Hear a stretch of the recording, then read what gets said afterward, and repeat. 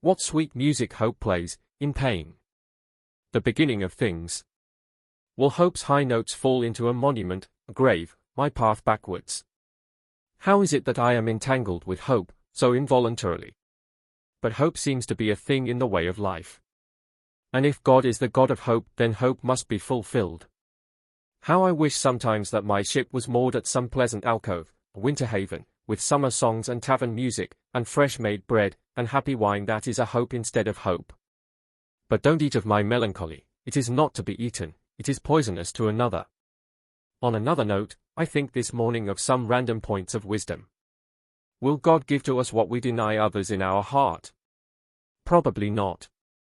So let us hope well for others. And let us be careful not to be found hovering in space-time, with a black cloak, over the lives of others, as might a judge who is eager to judge.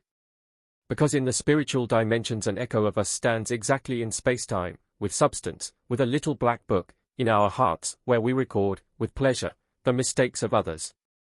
And talking about judges who judge, who demand we give account of ourselves, let us be aware of the judges inside our own mind. These are the opinions of others inside our mind, some idea of them inside us with whom we wrestle, and these thoughts want us to give account of ourselves. And we talk to them in our imagination, and these are the middleman who takes his cut, which is to say, these judges of the mind steal our strength, and our value, even the forces of life. Perhaps, rather than a judge, we should walk as kings, or queens. We decide our interface with reality, the rank of our stature which is found in our view of ourselves.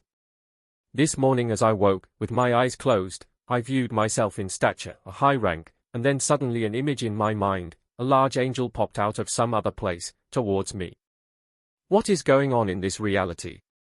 Was that angel waiting there, for 1,000 years, so ready, so immediately ready, to enter into my life when I stand in my stature, over things, like a king?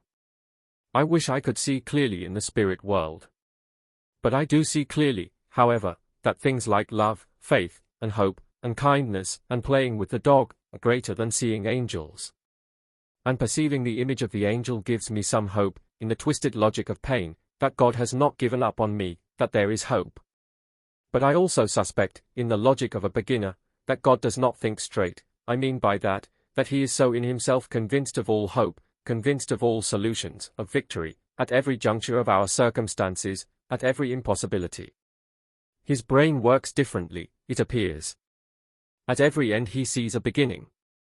In weakness he sees strength. In every defeat, he is convinced of victory, and he is quite pleased with the way he thinks.